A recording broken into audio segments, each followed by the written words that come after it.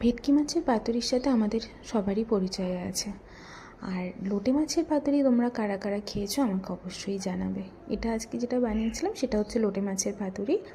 তো এটা বানানোর জন্য প্রথমে কড়াই সর্ষের তেল গরম করতে দিয়ে তার মধ্যে দিয়ে দিয়েছি একটা পেঁয়াজ কুচি আর 7-8 টুকরা রসুন আর আদা, আর দিয়েছি গোটা গোলমরিচ, দিয়েছি 1 চামচ গোটা জিরে, 4-5টা শুকনো লঙ্কা আর 4-5টা কাঁচা লঙ্কা দিয়ে ভাজা ভাজা করে নিয়েছি।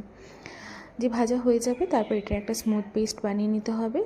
বানানো হয়ে গেলে আমি সেম যে কড়াইটার মধ্যে আমি ভেজেছিলাম সেই কড়াইটার মধ্যে দিয়ে আর দিয়ে দিয়েছি পরিমাণ মতো নুন আর হলুদ, আর দিয়েছি কালারের জন্য একটু শুকনো লঙ্কা গুঁড়ো আর সর্ষের তেল দিয়ে এটাকে একটু ম্যারিনেট করে নিতে হবে লোটে মাছগুলো দিয়ে।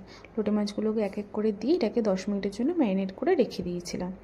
দেওয়া হয়ে গেলে এবার একটা কড়াই বসিয়ে তার মধ্যে নিচে দিয়ে দিতে হবে আগে থেকে ধুয়ে রাখা লাউ পাতা, দিয়ে লাউ পাতাগুলো পুরো বিছিয়ে নিয়ে তারপর উপর থেকে এক এক করে লোটে মাছগুলোকে দিয়ে দিতে হবে। এভাবে লোটে মাছগুলো পরপর সাজিয়ে দিয়ে আবার ওপরে লাউ পাতাগুলোকে দিয়ে পুরো লোটে মাছগুলোকে ঢেকে দিতে হবে। মাছগুলোকে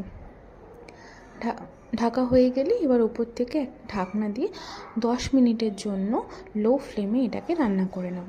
10 মিনিট পরে ঢাকা খুলে পাতাগুলোকে এভাবে সরিয়ে গরম গরম ভাতের সাথে সার্ভ করে লোটে মাছের পাতুরি।